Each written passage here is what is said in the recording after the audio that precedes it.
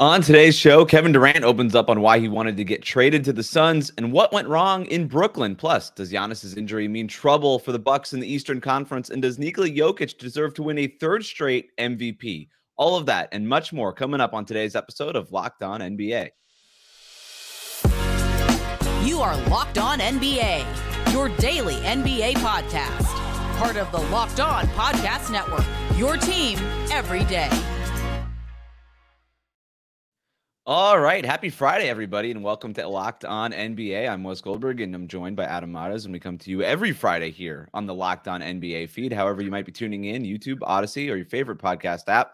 Thanks for making Locked On NBA your first listen every day. Today's episode is brought to you by FanDuel Sportsbook, official sportsbook of Locked On. Make every moment more. Visit FanDuel.com/LockedOn today to get started.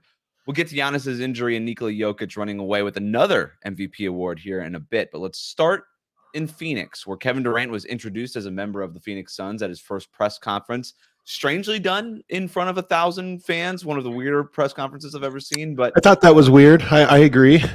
The cheering after every Kevin Durant answer, these people have clearly never seen a press conference and know that doesn't really happen. Very weird. I felt bad for reporters there. So, in all sincerity, before you get to anything else, you know what it reminded me? What did it remind you of? Nothing. Okay, it reminded me a little bit of the Miami Heat. You know, just in that it was an introduction / rally. This was Matt Ishbia all over it, wanting to make a splash. Hey, I made the splash, now let's throw a parade. Yeah, no, to that respect, I thought you meant specific the press conference weird media thing, but no, I agree with you. I did. It just was a rally. It was meant to hype up, and the fact that there was a media portion to it was really strange. And I got to say, Wes, this is the year of weird press conferences. I mean, Jalen Brunson famously never gave one other than behind closed doors. They did one to just the fans. No media. Exactly. No media. Which would have been better than what this was too, by the way. Well, and that's why I have to say, like, this is not a complaint. I don't want to be the media guy that just complains on this thing, but it is a little bit weird, I think, to combine those two things and to make it the way that it was. I don't think it was harmful in any way, but it is like, it's just one of those things where as we get more creative and further afield from tradition, the more you go, I wonder what the consequences, like unintended consequences, will be of this going forward. I think it was a little bit of the new owner thing too. Like this was the first, he was like, yeah, just put it all together. What's the problem? Because he's never done basketball NBA press conferences too. He probably didn't realize how awkward this. Kevin Durant, I felt bad for KD. He was like, can I just kind of get through my answers? Like, I don't want to do the media portion anyway. And now there's applause. I know they're weird. Like, every time I say Devin Booker, everybody's going crazy. It's just like, all right, relax. Good thing they did the press conference, though, because we did get some news out of it that we get to talk about on the show. And Kevin Durant, during the presser, said that he believes that the Suns have what it takes to finally win a championship, saying, and here's the quote, "I think we got all the pieces to be successful. We got guys that have experienced what it's like to play in that final round. We have a champion," referring to James Jones, the Suns general manager, already that's overseeing us. Mike Williams, a champion as a coach. So we got guys that's been there, and that's half the battle, just knowing what it takes. End quote. Adam, do you agree with Kevin Durant? You know, I don't know. In the immediate aftermath of the trade, your first initial reaction is, my God, that's a lot of firepower.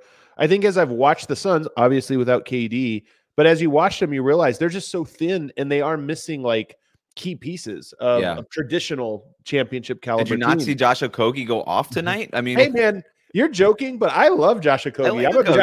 I'm a Josh Okogie guy. A nice little wrinkle too. But I just don't know. Like when you watch them, you realize they're going to have a lot of scoring, and they're going to be really hard to guard. But if there is a team that can score with them, and I think there might be some in the West, or if there's a team that can guard them, I'm not sure one exists, but you never know. Or if they just have a cold shooting night, I think to win a title, you probably have to win multiple different ways. We see teams that are able to evolve as the series goes on, or to overcome circumstances. And I just look at that team and I think I'm a little bit more skeptical. Should they be the favorite or whatever? Sure, they should be right up in there. But I think it's less of a slam dunk than it felt like maybe initially.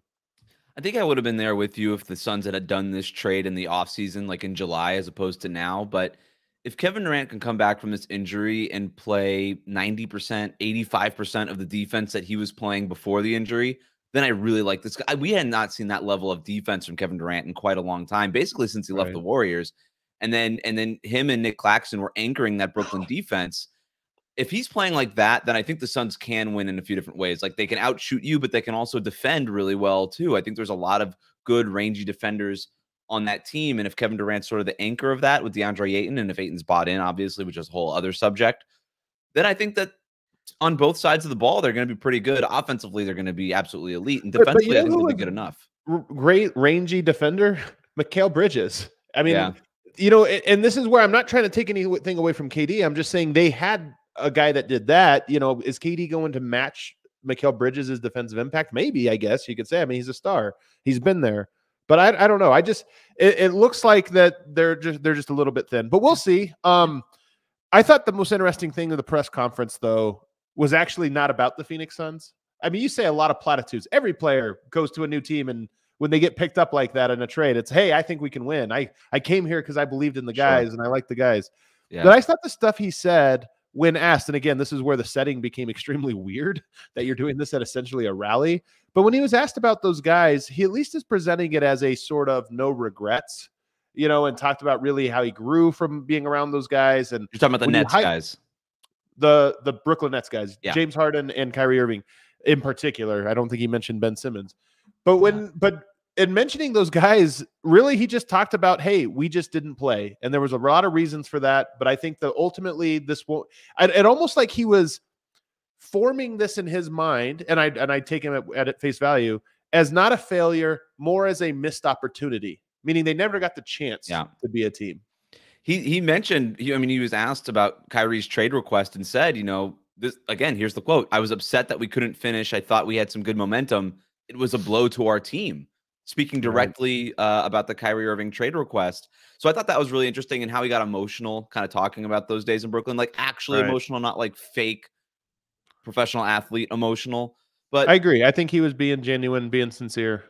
My big takeaway too was sort of everything he said about the Suns was the opposite of his Brooklyn Nets experience. Durant said that he learned from his Brooklyn experience. He mentioned the stability at the top of the Suns organization multiple times throughout the press conference. That's something that did not necessarily exist within the Brooklyn Nets organization. He talked about how the team that he joined, the Phoenix Suns one, has championship experience, which sounds more like the Warriors than it did the Nets, when him and Kyrie basically tried to import that championship experience, and obviously that didn't work. He praised how, this was my favorite part, praising Devin Booker, how he handles himself using keywords, buzzwords like quiet and maturity, which kind of also feels like the opposite of what Kyrie was for much of that span. And interesting. Wait a second. Are we going conspiracy West here?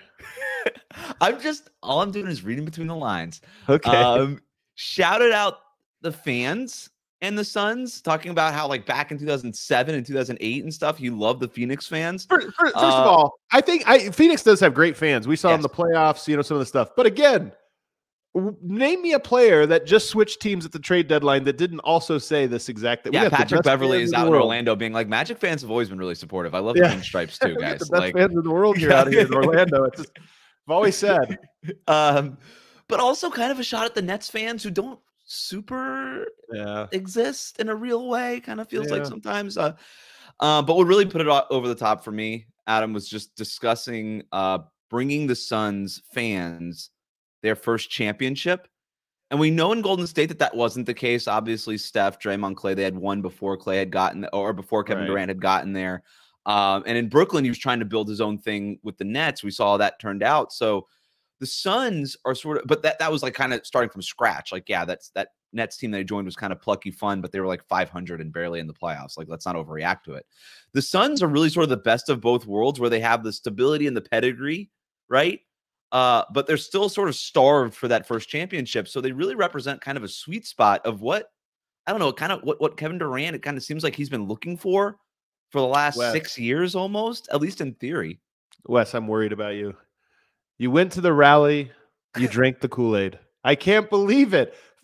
Where has Kevin Durant played in his career? You mentioned Golden State. Okay, prior to that, Oklahoma City. Had they ever won a championship?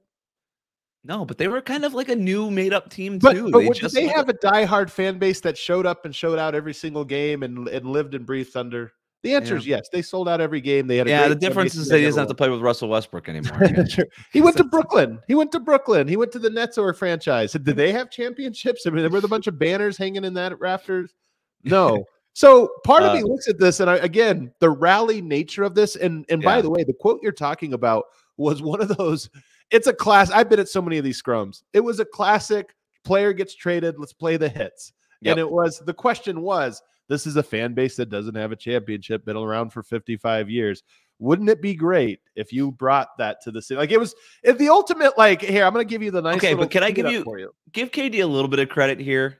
Like when he was talking about those old Suns teams, like the first people he mentioned were like the Markieff Morris twins.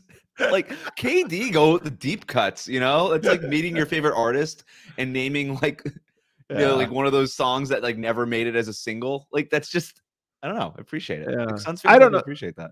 Again, I'm not trying to take anything away. When somebody throws you a softball, you tee it up, you hit a home run. That's what he did with all of these ones. But again, to me, is that a substantive quote about how he feels or how he's approaching this?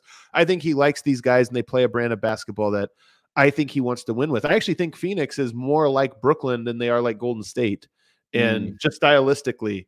And I have a sense that Kevin Durant wants to win this way, in a sort of contrast to the the Steph ball basically of the Golden State Warriors. He wants to win with hoopers, right? That's all we ever hear from him.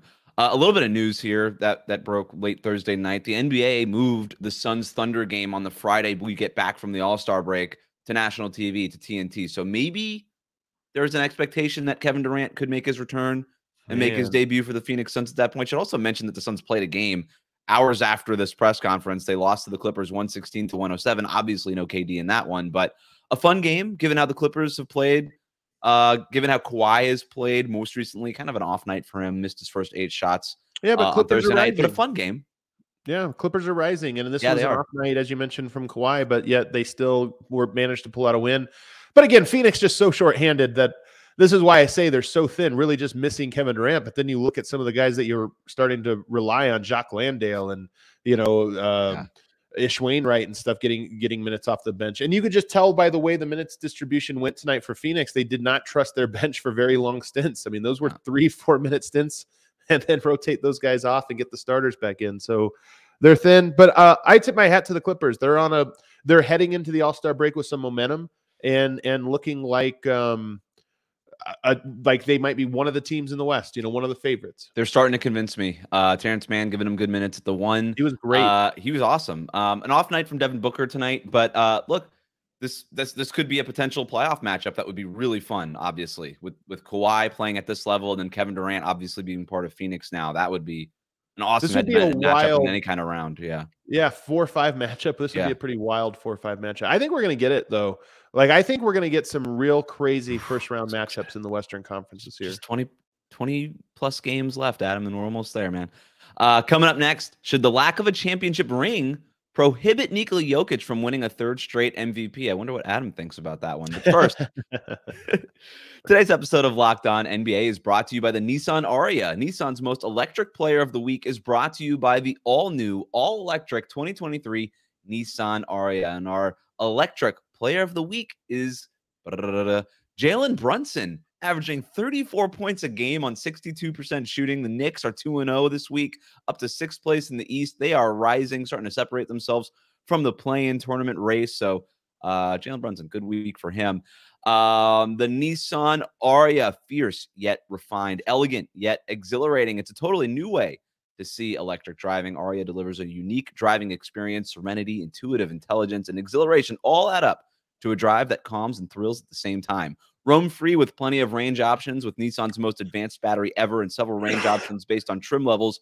You have a lot of possible destinations within your reach. Carve it up with confidence. Feel instant torque off the line. Push ahead with all-weather traction and precise cornering thanks to the confidence and available E-Force all-wheel drive featuring Nissan's most advanced driver assist features with cutting-edge driver assistant features.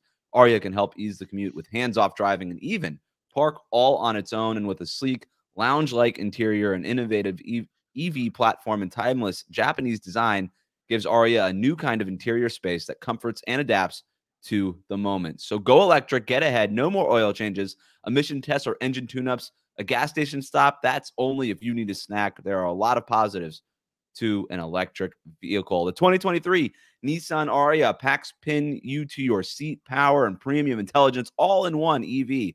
the all-new, all-electric 2023 Nissan Ariya. Shop now at nissanusa.com. We'll rank the most interesting teams after the All-Star break here in a bit, but Bucks played the Bulls tonight on a Thursday night, and while Brook Lopez went off for 30-plus points, awesome defensive player of the year game, Bulls hung in there for a while, and then the Bucks ended up pulling away by 20-plus points, ended up winning the game pretty easily. But here the story is Giannis, who left the game in the second quarter with a right wrist sprain that he suffered. Weird play, chasing down Kobe White for a block on a fast break. His momentum sort of just took him into the stanchion, and then he tried to break his fall, brace himself with the right wrist, and then just immediately in obvious pain started grabbing at the wrist, checked himself out of the game, went to the locker room, never came back. He was ruled out almost instantly. After the game, Mike Budenholzer asked about Giannis, said that initial reports were hopeful, X-ray came back clean, that he's basically day-to-day and that they're going to evaluate it day-to-day. But Adam, we don't know really how long he could be out, right? And it doesn't really sound like the Bucks know either. And fortunately for them, this thing happened right before the All-Star break, but this could be a potential wrench in things at the top of the East. Yeah, after the game, Mike Budenholzer said he'll see how it feels in the morning. They're hopeful. The X-rays came back clean. I know these are all buzzwords, but at least there was some, like, I would say, optimism in the post-game commentary. But nonetheless, anything that takes you out of a game like this and causes something like that is concerning, especially for a Bucks team that is the hottest in the NBA and looking like maybe the favorites to win the NBA championship. I mean, honestly, I think that they have been in that sweet spot all year of flying under the radar, Giannis carrying them, and now they get all of their guys back and they look like nobody can beat them. So it's an unfortunate way to limp into the All-Star game, but I'm at least hopeful by some of the commentary afterwards. They've won 12 straight. That includes this game over the Bulls. It felt like I said, like the Bulls hung in there for a while, but it never seemed like the Bucks were worried. They were just sort of toying with their food the entire game. And that was with Giannis leaving midway through the second quarter. Brook Lopez was awesome. Drew Holiday has been on a tear too recently. So I'm with you. I think before this, I had Milwaukee as my number one team in the Eastern Conference, maybe my number one team in the NBA at this point. And look, it's one thing to survive a few games without Drew and a bunch of games without Chris Middleton, but not breaking news here. They're done without Giannis. And the other thing too is they're just a half game behind Boston going into this All-Star break for the number one seed, only 2.5 games over Philly for that 3 seed. I think Milwaukee, you want to have at least a 2 seed at the very least. And with the number one seed being in striking distance, with so few games left, if Giannis has to miss any time on the other side of this All-Star break, that could throw a wrench in things in terms of seeding, whether or not you drop. Maybe I don't think they would drop so far to lose home court advantage in the first round, but you want one of these top 2 seeds. Yeah, and honestly, at the very moment, you're looking at they're tied in the loss column with Boston. I mean, so really, this is, you would say, they're in the driver's seat. They have the opportunity to kind of control their destiny here. So I don't know. We'll see what happens with this. I don't want to overreact because there just isn't any news update to it, other than to say the Bucks are rolling right now, and Giannis in particular is rolling, and maybe even a MVP candidate climbing the ranks or set to climb the ranks. He's right there, and according to ESPN's MVP voter straw poll that they do periodically through the season, Giannis was among the lists, the top candidates. But Nikola Jokic, the overwhelming favorite to win the MVP this season, which would be his 3rd in a row. That would be rare company, as you know, Adam, joining Bill Russell and Larry Bird as the only players to win 3 MVPs in a row. Bill Russell won championships. Larry Bird won championships. So, Adam, given that the historical significance of this is so huge, some people have an issue with Jokic winning since he has not won a championship. Do you think that this is a legit argument? I do. And I know that might surprise you. Did not see that coming. I did not see it coming. I don't think it's a legit argument not to give him the award. I think that these are regular season awards and that they are in many ways a time capsule. I see a lot of people say, like, how could we do this? This is supposed to be the record of time. Well, if he's the best player in a regular season and the awards for the best player of the regular season, then you should give it to that person. So I don't think that you should be discounted, but I will say there will be a lot of pressure on Nikola Jokic should he not just win the award but run away with it. And here's what's really interesting about this. He got 77 first place votes out of 100 people that were polled for this. By the way, not everybody that's polled is an MVP voter. I am polled for this ESPN straw poll. I am not an NBA voter, an MVP voter. So this is not a correct sample. What I will say, though, is that this poll is only, I think, 2 or 3 years old. Tim Bontemps has been doing this for ESPN. It has quickly become a part of the NBA conversation. This poll, people look forward to it. It's like a narrative piece that you kind of check in throughout the season, and then it becomes topical, and I think maybe even influences the vote itself when, if you're a voter and you're looking at this, you go, oh, wow, I didn't realize everyone had Jokic number 1. If you had Jokic second, third, fourth, you probably look at that and go, maybe I'm wrong. Yeah. I should probably get more like those others. So I think it's to me, I was more surprised that Jokic had such a stranglehold over it. And I suspect that is not wholly representative. Like, I think some people are like, it's over. Look how far ahead he is. I don't think that's the case.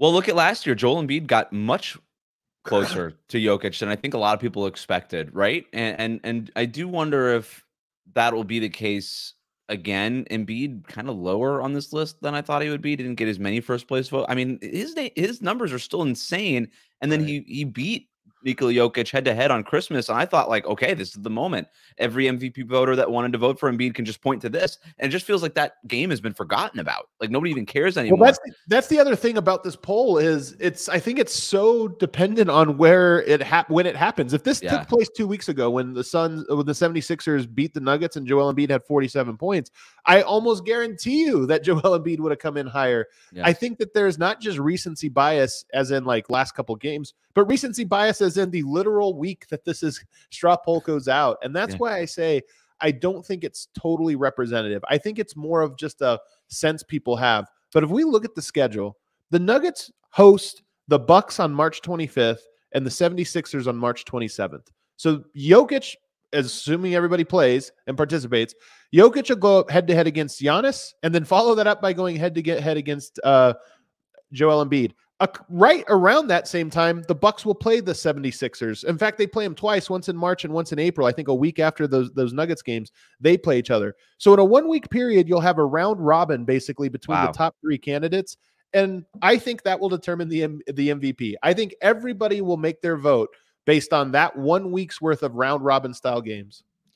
I'm with you. And I think it's such a great point too, just because it seems like a runaway right now. This is not necessarily a representative poll, and things can change so dramatically, so quickly with this stuff that there's still so much time for voters to really make up their minds on this. In terms of whether or not like he should be even eligible, given that he's yet to win a championship, I understand if you're splitting hairs and you don't want to elevate Jokic to that status of Bill Russell and Larry Bird, and it's like it's just neck and neck between Jokic and Embiid or Giannis, whoever else you have up there.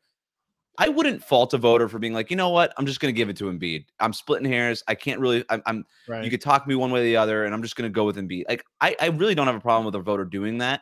But I'll say this, man, like the Nuggets are really good. I don't have to tell you that. Like they've got a legit chance to win the championship this year, and if it's like June and the Nuggets are sitting there hoisting the trophy as the champions and Jokic didn't get it because there was a bunch of voters didn't get the MVP because there was a bunch of voters holding the fact that he had yet to win a championship against them. And now he's standing there with the trophy. I don't know that Jokic would care a whole lot, but it would look kind of dumb historically. Right. And that's there's sort of a risk there, but it's such a weird. Here's what I'll say, though. All 3 of these teams have a chance to be the number 1 seed overall. I mean, Philadelphia is only 2 games behind the number 1 seed in the NBA. Denver's 1 game behind. So all of these teams are within a game of each other or 2 games of each other. And it's possible any of them run away with it. And I think that would sway voters quite a bit. Denver right now has the number 1 offense, I believe, in NBA history. That would obviously go a long way. Jokic is averaging a triple-double, and the Nuggets are undefeated in games in which he's got a triple-double. He has 21, an NBA high. Nuggets are 21-0 in those games. Stats like that will sway it. And then you look at the Denver's defensive numbers. Denver has actually quietly been climbing up the defensive rating ranks as the season has gone on. Yep. They're entering the All-Star break 13th. There's a chance that they're a top 10 defense. If you're the number 1 offense of all time and a top 10 defense, that too will help your case of like, hey, I think this team and this player has made an impact. Likewise, if they fall and then the Nikola Jokic is a bad defender narrative, which hasn't been true for a couple of years now. That also kind of goes away. I mean, if you're a top 10 defense, it makes it a little bit harder to make that case, at least for the regular season, which is what this award is about. the Milwaukee Bucks right now are at the top of the defensive rating stand, actually number 2, but they have one of the worst offenses in the NBA. So where do those things come out? So I just think that there's going to be a narrative set over the final 2 months of the season, and it's close enough between these 3 players that I think that's okay. Did you tell Tim Jokic is your number 1? I did. Okay. I'll tell you, I went Jokic, Embiid, Giannis was my 1, 2, 3. Okay. I like it. That's probably where I would have ended up too, but Tim doesn't ask me. Coming up next, can the Nets actually make the playoffs? And if they do, why we might be writing them off a little too quickly. That's coming up next. But first, today's episode of Locked On NBA is brought to you by our friends at Built Bar. Looking for a delicious treat, but don't want all the fat and the calories, then you have to try a Built Bar. We just got through the holidays, and I know my goal is to eat a little bit healthier this year. And if you're like me, where you want to get and eat a little bit healthier, but don't want to compromise taste, then man, I've got just the thing for you. You've got to try Built with Built. Healthy is actually tasty. Seriously, they're so delicious that you won't think that they're good for you, but they are, and they're perfect for your New Year's resolutions. What makes Built Bars so good? Well, for starters, they're covered in 100% real chocolate, and they come in unbelievable flavors like churro, peanut butter brownie, and coconut almond. I'm not sure how Built does it, but these bars taste like a candy bar while maintaining amazing macros. And what's even better is that they are all healthy. Only 130 calories, 4 grams of sugar, a whopping 17 grams of protein, perfect for your post-workout snack or some protein throughout the day. And now you don't need to wait around to get a box. For years, we've been talking about ordering your Built Bars at Built.com, and now you can get them at your local Walmart or Sam's Club. That's right. Head to your nearest Walmart today. Walk up to the pharmacy section and grab yourself a box of Built Bars. You can pick up a 4-bar box of cookies and cream, double chocolate, or coconut puffs. And if you're close to a Sam's Club, run in and grab a 13-bar box with our hit flavors, brownie batter and churro. You could thank me later. Built Bar has been a proud partner of the Locked On Podcast Network.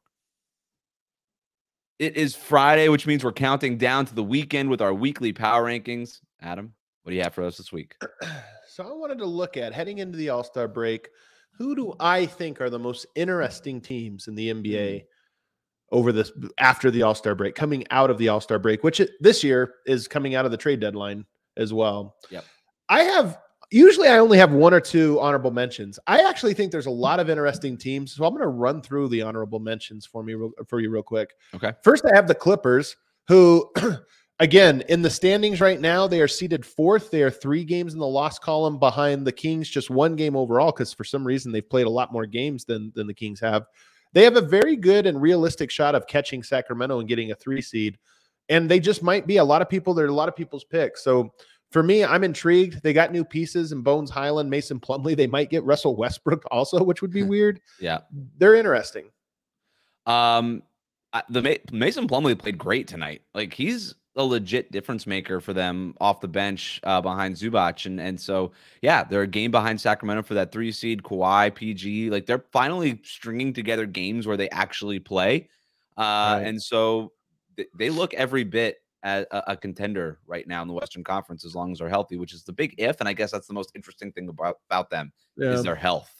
The Pelicans and Warriors are both honorable mentions to me. They both would easily be one of the most interesting teams, except for they both have question marks with star players with no timetable at the moment. So I don't want to say the Warriors are most interesting, because if Steph is out for another month, they're not interesting. If Zion's out for another month, they're not interesting. So those 2 teams are honorable mention. Agreed. Yeah. And then I got Thunder and Nets on here, both of whom are interesting to people like me. I don't know if they're interesting to everybody, but I think both of those teams are like legitimate playoff caliber teams that are under the radar. And I'm just curious to see if they finish the season strong. Right now, the Thunder and Warriors would play. No, it would be the Pelicans and the Thunder in the play-in tournament. How's this work again? 7-8 and then 9-10 play? Yep, 7-8 and then 9-10. So now the Warriors would play the Thunder in the play-in. That's a tough matchup for Golden State. And then, but at the same time, you're only a game and a half out of the 6th seed if you're Oklahoma City. So like they're really good. I mean, when they play their guys, they're really good. So I'm curious to see if they're a late blooming team. And I think they have the second best record since January 1st or something like that, or maybe December 1st. So they're a sneaky good team that I think will surprise some people. But okay, on to the real list of teams. My number 5 most interesting team is the Minnesota Timberwolves, who lost tonight. We didn't even mention them, but they lost tonight. A very disappointing game. Maybe should have dropped them because they lost this one. Maybe should have dropped them out of this top Wizards five. came back. They had no business losing that game. Yeah. They had they got outscored 38-19 in the fourth quarter. An absolute collapse. But they made some trades that people haven't really been too fond of, getting rid of D'Lo, bringing in Mike Conley. But I actually think that move has been sneaky good. This team has actually found an identity. Gobert has actually been a positive impact player, and Anthony Edwards is making that leap a little bit ahead of schedule, to be honest. He's playing like I might have expected a year or two from now. But they've been doing it all without Karl Anthony Towns, who I suspect, we don't know, but may be returning at some point afterward. Does that make them better? Does it make them worse? And are they a real playoff team? It makes them more interesting, given the theme of this list. I really like how they've sort of now bracketed Anthony Edwards with veterans who know what they're doing, whether it's Rudy Gobert, Mike Conley, Kyle Anderson has been sneaky good for them. He's great. I like the Conley move a lot. Already you can kind of tell, like, okay, Conley knows how to get the ball to Rudy Gobert, and that's important to maximize Rudy Gobert's value to the team. Karl Anthony Towns makes them better. It can't, like, it has to, right? Like, he's such a good player, but at the same time, they have really found an identity without him. And there could be a little bit of a hey, we kind of got a good thing going, and now we got to figure out how to get Cat touches. Because also the thing that's happened since Cat has been out, and I think people that watch the league closely, like you and I and Timberwolves fans, kind of already sensed that this was going to happen sooner rather than later. This is Anthony Edwards' team now. And when Karl Anthony Towns comes back, it is going to be different. It's Anthony Edwards' team now. It's no longer Cat's team. And so how does he fit into all of that it is interesting. And that's why they're on this list. They're a game and a half out of being out of the play-in, and they're 2 games out of hosting the first round of the playoffs. It's crazy. They have a lot of swing potential, and where they are right now, they can go either direction. Number 4 on my list, I hate to even say the word, Wes. Oh boy, how much I don't like to mention them. But the fact of the matter is they are supremely interesting. And that's the Lakers, the new look Lakers. They're sitting with 32 losses. They're 3 games out of the play-in just to get to the 10 seed. But it's another way to put it is they're only 3 games out. And those teams ahead of them all seem to be very volatile and struggling. The Lakers crawl into the play-in, especially with a LeBron and Anthony Davis. Who knows with these new shooters around? They're just dangerous. They're just dangerous. I really like the trades that they made at the deadline. I'm surprised how much I like them. I love the fact that they have a guy like Jared Vanderbilt who can guard other wing players and is versatile. And when you're talking about the Lakers potentially playing a playoff series against a team like the Clippers or any team with a big wing, they actually now have a guy that they could put on that guy. And they're better at shooting, like Malik Beasley, D'Angelo Russell. Like those guys are knockdown shooters. And I really like the deals that they made, and they're only 2 games out of the play-in tournament. You mentioned the Warriors and the Pelicans already. Like, if their guys don't come back, they could tumble out of the play-in altogether. Minnesota, we just mentioned them. Oklahoma City, as fun as they are to watch to NBA nerds like you and I, like, I'm not confident that they're going to make the play-in. Like, they're a fun team, but I think their winning is in the future, not right now. The Lakers are interesting in that they have the leading scorer in NBA history, and they're currently trying to fight into the play-in tournament. And they're still just going to be one of those teams that, to use the platitudes that everybody likes to use in the cliches, nobody wants to see in a playoff series, but it's true. Nobody does. And I think they're better now. It's so true on talent, but at the same time, like, that does not look like a happy Anthony Davis. That does not look like a happy and functional organization. Maybe another reason why it's interesting. Yeah. They both have, like, oh my God, nobody wants to face them potential. And also, like, they don't even get close to this and implode the first 2 weeks into the post All-Star break portion. Let's find out together. Number 3 is the Dallas Mavericks, a team that, like the Lakers, just has a lot of, like, variable, we don't know what to make of them. They're sitting in the 6th seed right now, but as we mentioned, that's a razor's edge right now between 6 through 11. And just who knows? Kyrie Irving, Luka Doncic. Who knows what's going to come of that of that duo? So they're very interesting to me. Yeah, how they play off each other has been something that I've watched every game that they've played, and when I say that, it's been 2 games that they've played together. But I've watched them pretty closely, trying to like, okay, are they going to set screens for each other? How are they spacing the floor? And there's definitely been some some glitches. It's been a little clunky, but that's to be expected. So yeah, how they play off each other to me is just really interesting because I think there's a whole other level that they can get to if they learn to sort of accentuate each other's strengths as opposed to just your ball, my ball kind of thing. Right. And then defensively, like how do they put together just a functional defense is also something to keep an eye on for them.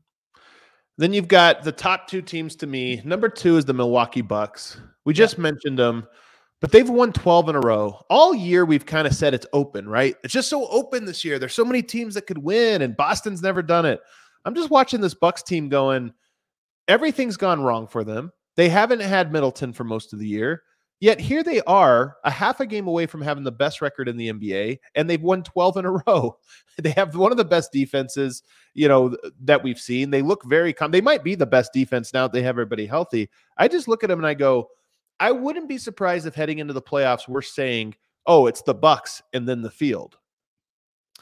We could be looking at a Bucks Suns NBA Finals rematch a year removed, right? Like we could be headed in that direction. The Bucks get Jay Crowder involved. They got to fix the offense, though. Like you mentioned the offensive number earlier.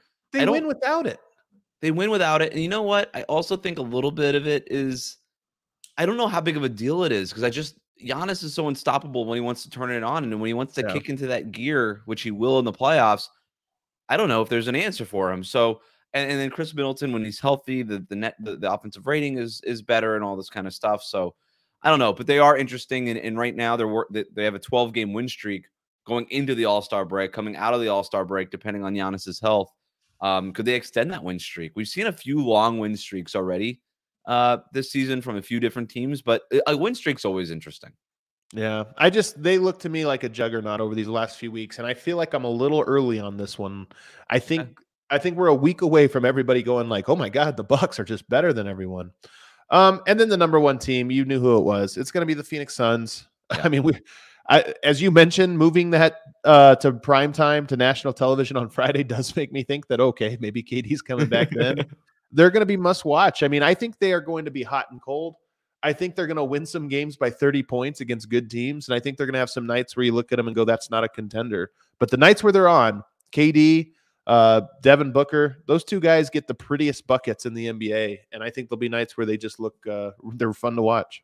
Adam, everything you're saying is what we were saying when the Brooklyn Nets first got together with Kevin Durant and Kyrie Irving. They're a must-watch. These buckets are going to be so pretty. Kyrie's buckets are pretty, for sure. And so, yeah, just copy, paste. Now it's in Phoenix. The difference now is they have fans that'll actually cheer for them and go crazy. And so, yeah, the Suns have to be number 1. I'm not going to miss the Suns game for the rest of the year. I mean, you have to watch all of them just to see how this goes as soon as Kevin Durant gets back, which could be pretty soon. Yeah, they're number 1. So I think it'll be an interesting, last 20 games. It feels weird to me that the All-Star break, is it always this late?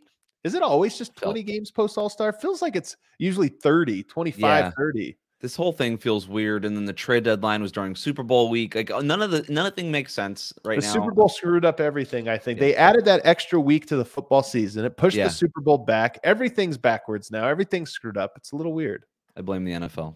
I always blame them. Thanks for making Locked On NBA your first listen every day. Now make your second listen game to game NBA, every moment, every top performance, every result. Locked On Game to Game covers every game from across the NBA with local analysis that only Locked On can deliver. Follow Game to Game on Locked On NBA. It's available on the Odyssey app, YouTube, wherever you get your podcast. Adam, thanks for joining me. Have a great weekend. You as well.